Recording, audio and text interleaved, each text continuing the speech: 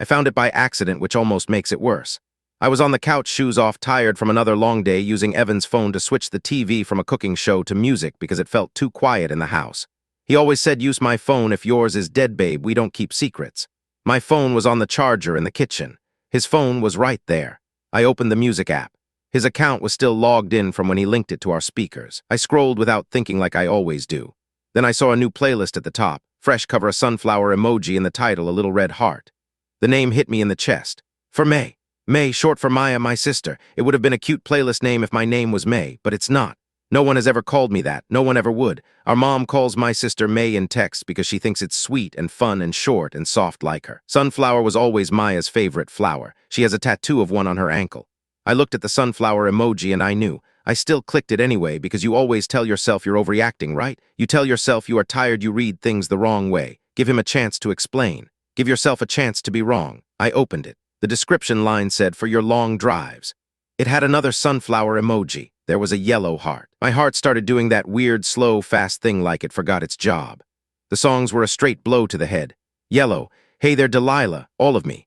Bloom, "Sunflower," "The Night We Met," "Fine by Me." The first song was the song that played when we all went to that little street fair last summer and Maya danced in the parking lot with the little kids just spinning in that ugly brown sweater she loves. The next song was one Maya posted on her story with the words, "This is my whole heart," not even a month ago. Another song was one she made me listen to in the car when I picked her up from a friend's place, and she cried because no one picks me first. Another song had lemon in the title, and lemon is what she always sprays in our kitchen because she hates the smell of onion. Evan always laughed and said Maya hates onion like it was cute, like it was a joke only he got. I felt hot everywhere, like I drank boiling water. I scrolled down the list and some of the songs had little notes on them, not public notes.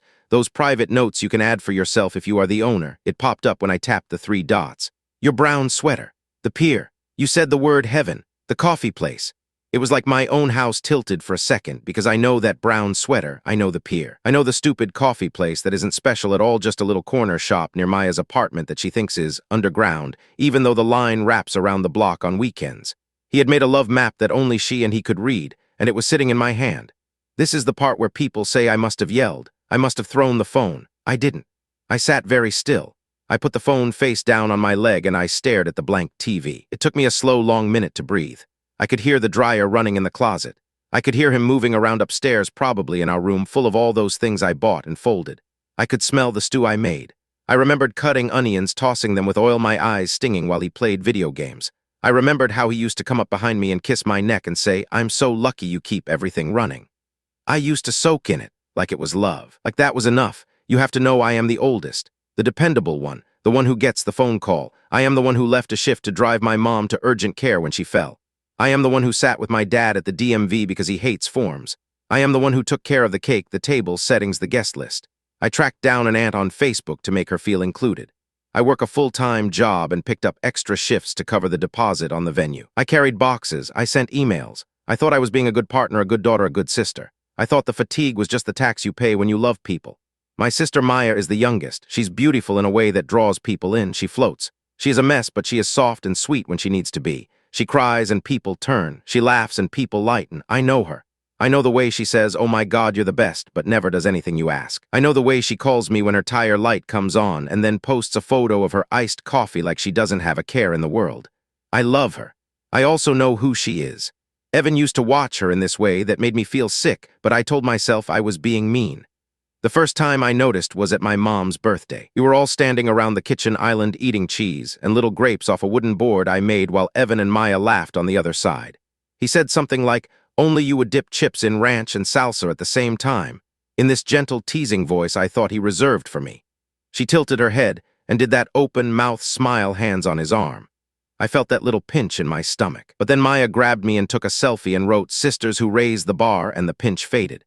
"You're silly," I told myself. He can be kind to your family without it being weird. You want him to be close to them. That's what you wanted. That's what good partners do. But it started to pile up. He always offered to drive her places. He always remembered her silly schedule. He picked up her favorite donuts without being asked. He had her Venmo'd for coffee more than once. When he and I fought about money, he acted like he had nothing to spare. When Maya needed gas, he had 20. My mom joked, "You and Maya are like best friends." And he smiled in this closed lips way that I can see now was guilt, not charm. He followed her playlist. He would say, hey, that song you played in the car with Maya was actually really good. And then he'd play it later when we made dinner like a secret note back to her. I would laugh. I would pretend it was about me.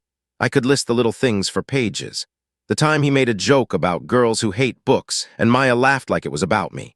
The time he picked out a lavender candle because Maya hated the pumpkin one. The time he said, your sister has the most interesting mind, while I was scrubbing Pan's hands red back aching. The time he watched her sing along to a song in our living room and looked swallowed by it. The time he used one of her phrases as if he didn't notice. The time his phone lit up with a text from her at 2 in the morning that said, are you awake? And he turned the phone over so fast he knocked it off the nightstand. I remember it all now. At the time I was tired. I was always tired. It is easy to explain things away when you need to keep going. After I saw the playlist, I took a screenshot. Then another, every note, every song. I texted the screenshots to myself. I can hear people thinking that is nosy, that is sneaky. Call me what you want. I knew how this would play. I knew if I didn't save it, it would be gone and I would look like a jealous woman. I have been the jealous woman in the family story before. The one who works too much and takes things too seriously. I wanted evidence. I wanted to be able to hold a thing in my hand when my own words failed me. Evan came downstairs whistling. He kissed my head like always. He reached for his phone and said, did you put on music? And I said, yeah. And then I said, what is the sunflower playlist called something like for May? He froze for a second. Then he smiled the slow smile that has always meant I am going to talk you down. He said, it's for you, babe. You're always my May, like my month, my sunshine. Dumb joke. He laughed. He reached for me. He always reaches for me when he lies. So I leaned back. I said, no one calls me May, and you put a sunflower, and you wrote your brown sweater on one song. I don't have a brown sweater. Maya does. He blinked. He said, it's just a playlist. I make playlists. You know I make playlists. I did that one for the wedding drive so we have something happy to listen to. Yellow is like a happy song. I said you wrote the pier on another. The only pier we went to lately was when we dropped Maya off at that beach airbnb after she got dumped and she wanted photos. You wrote coffee place. That's her coffee place. He put his phone down. He put both hands up like he was calming a dog. He said, you are reading into stupid things because you're stressed. The wedding, your mom's stuff, all the work. This is exactly why I wanted a playlist, to lighten the mood. I showed him the screenshot of the playlist description. It said, for May's long drives. He stared at the plants in the corner, not at the screen. He said, you know, sometimes I call you May in my head because you're like my spring. I cut him off. Stop. Don't do that to me. Don't say something sweet to ruin my sense of what's real. Just tell me when you made this. He picked up the phone and tapped. He said, this was around when your sister was dealing with the breakup, babe. We were trying to. He stopped. He heard himself. He saw me, I think. So you made my sister a love playlist, I said. My own voice sounded not like me. It sounded quiet, even and flat. It scared me. You made my sister a love playlist while I was out working to pay for the venue, and you put hearts on it, and you gave it her nickname. He said, I love you, like it was a shield. He stepped closer. I love you, I love you. You can love me and be in love with her, I said. People do that. They love a person and want a different person. It happens. He shook his head. He laughed like I told a joke that wasn't funny. He said, Maya is like a sister to me, a friend. She needed someone. You were busy and stressed, and I didn't want to add to that, so I helped. I put some songs together. You know how much music means to her. You know she's dramatic. I didn't think it would be a big deal. I said if it was just music, you wouldn't have hidden it. You wouldn't have named it for May. You wouldn't have put notes, only she would understand. He grabbed my hands. He has a big, warm grip that used to feel safe. He said, I made a mistake. I see that now. I should have said something. I should have shown you. I didn't want to make you feel not enough.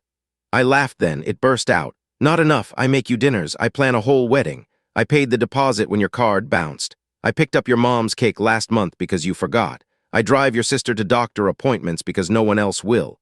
I stretch myself so thin that people can see through me. And you were worried about me feeling not enough while you were making my sister a love soundtrack. His eyes got shiny. He tried to kiss me. I pushed him back. My chest felt like someone had set it on fire and then told me to smile. He muttered something like, I just want peace, and I lost it. Peace, I said. Peace would be you staying away from Maya and my mom, not always making me the bad guy and me getting one single day where I am not holding everyone together with both hands while they pull me apart. He said, you're tired. In that tone people use like they are sticking a label on you, like tired means you are wrong. I was tired. I was also right. I called Maya. I thought maybe she would at least be honest. She answered on the second ring, voice soft and fake sweet, hey sister. Like she didn't see my name flash and feel her stomach drop. I said, I saw the playlist. She went quiet, then she said, what playlist? And I wanted to reach through the phone. The one Evan made you, I said. The one with your songs and a sunflower and your nickname. She blew air into the phone like a laugh. He makes playlists for everyone. Jesus, you're so intense all the time. He knows music makes me calm and I was, you know, upset. He was being a friend. Do your friends put hearts and your nickname in the title? I asked. Do your friends put secret little notes about the pier and your sweater? She said, you are reading into this because you are, whatever you are, you always have to make it weird. You can't just be happy that someone cares about me. Not everything is about you. I said, this isn't about me. This is about the man I am supposed to marry making you a love playlist and lying to my face. She sighed. God, do not make me choose. You always do this. You make me the bad guy. I was so calm it scared me. I am not making you anything. I am just saying I see you, both of you. I have always seen you. She hung up on me then. My hands were shaking. I wanted to throw something. I didn't. I stood in my kitchen and looked at the stew I made for the person who was in love with my sister, and I laughed again, that weird, hot laugh that tasted like metal. When I told my mom, she said, he's a good guy. He helps the family. He's going to be your husband. Do you want to blow this up over a playlist? When I told my dad, he made that groan that means, I don't want to deal with feelings. He said, you always were jealous of your sister's light. Don't punish him for being attentive. Attentive, like a dog. I hung up and sat on the floor and cried into a towel because the couch felt too clean to hold my grief. Here is the part where I gather the other little pieces of proof that were right there yelling at me in neon, and I write them all down so I don't forget who made me feel crazy. The time he told me he was at the gym, and he was actually at that coffee place. And later I saw a charge on the statement that matched exactly the total when you get 1 almond milk latte with honey and 1 plain drip and an almond croissant. Maya's order. The time he said, I'm going to swing by your parents to drop off the shelf I built, and stayed there long enough that a neighbor asked me, are your sister and that guy in a fight? Because the neighbor saw them standing too close at the curb. The time I picked up his hoodie from the back of Maya's chair and it smelled like her stupid perfume. She always smells like a candy store. The time I heard him humming a song that only plays on Maya's playlist, not mine. This is not me building a case out of air. This is me waking up inside my own life. I told him the wedding was off. He stared at me like I had slapped him. He said, don't do this. Don't be dramatic. We have deposits down. The word deposits floated between us like it was the only real thing. I said, I will eat the money. I would rather lose money than lose myself. He sat on the bottom stair and put his head in his hands. He said, I crossed a line. I get that, but I did not cheat. I would never cheat. I said, you cheated in your head. You cheated with your heart. You picked her when you were with me. Maybe you didn't touch. Maybe you did and you will never tell me. It doesn't even matter. He cried. I didn't. I packed a bag like people do in movies, but slower. Socks, underwear. My worn-out sweatshirt, my little notebook where I write the grocery list and reminders. I took my charger from the kitchen. I took the thick moisturizer that makes me feel like someone is taking care of me even if it is only me. He followed me from room to room asking me to please wait a day. He said, talk to a therapist, a pastor, your mother. I said, my mother is not who we call when we need truth. He laughed sadly. He said, you're funny even when you're like this. He meant that as a little olive branch. I set it on fire in my mind. I went to my friend Lena's house. She let me in without making me explain. She put tea in my hand. She took my phone and put it face down. She said, breathe. I stared at her floor and counted lines in the wood. She didn't say, I told you so, even though she could have. She was with me at that street fair when she saw the way he watched Maya, and later she texted me a question mark. I told her it's nothing. She didn't drag me for it now when I needed a safe place and not a lesson.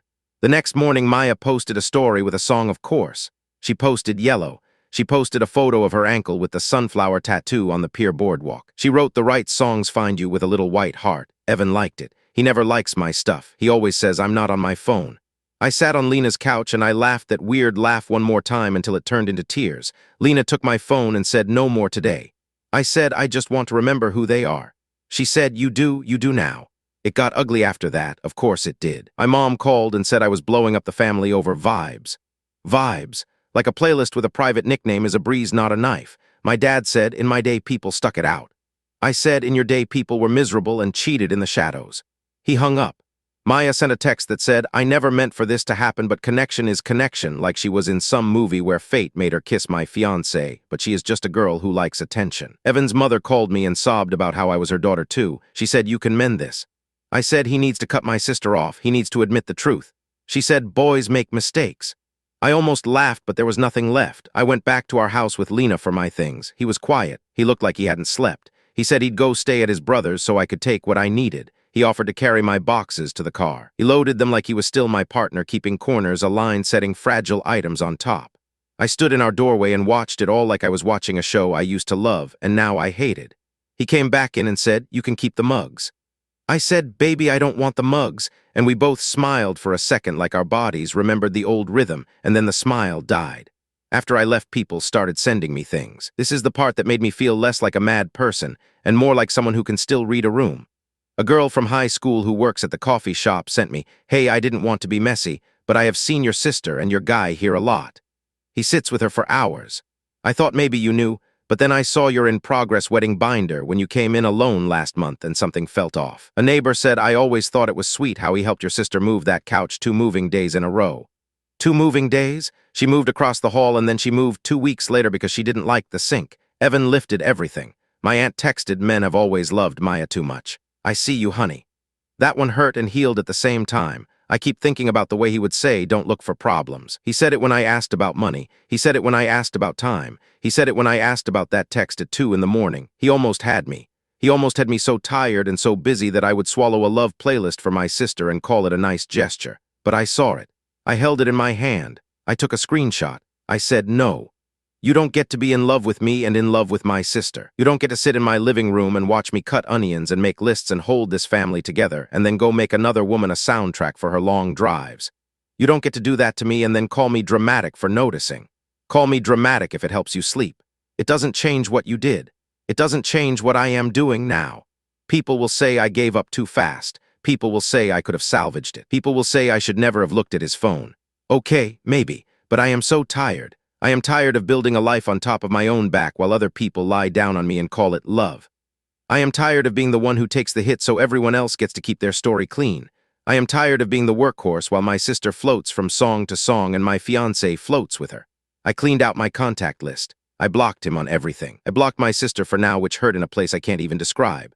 I kept my mom muted because I cannot hear one more word about being grateful for a man who betrayed me in my own house. I went back to work. I showed up like I always do. My boss said I could take time. I said if I stop, I might not start again, and we both nodded. I made dinner for myself. It was quiet and sad. It was also mine. Evan texted once from a new number. He sent one line. "I am sorry, I loved you." Past tense. That was his truth even if he didn't mean to make it clear. He loved me. He loves her.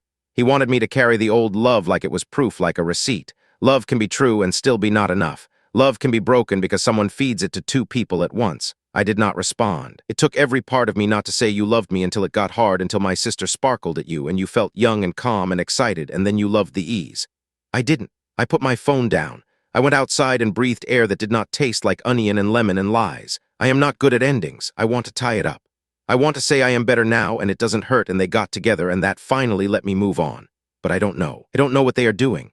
I don't know if he sits in his car and listens to that playlist alone now or if he gave it to her and they laugh about how crazy I am. I don't know if my mother will ever understand that a playlist is not small, it is not a passing thing, not when it is built on secret glances and long drives, and my sister's ankle turning toward him like a sunflower turns toward the sun. What I do know is this. I was right. Not about everything, but about the thing that mattered. I was right that I deserved better than a love that was already split in half. I was right to choose myself even if it meant being alone. I was right to leave before I was standing in white listening to him say vows he wrote with my sister in the back of his head. I found a playlist. It was a door. It opened. I walked out. I am tired. I am not crazy. I will be okay.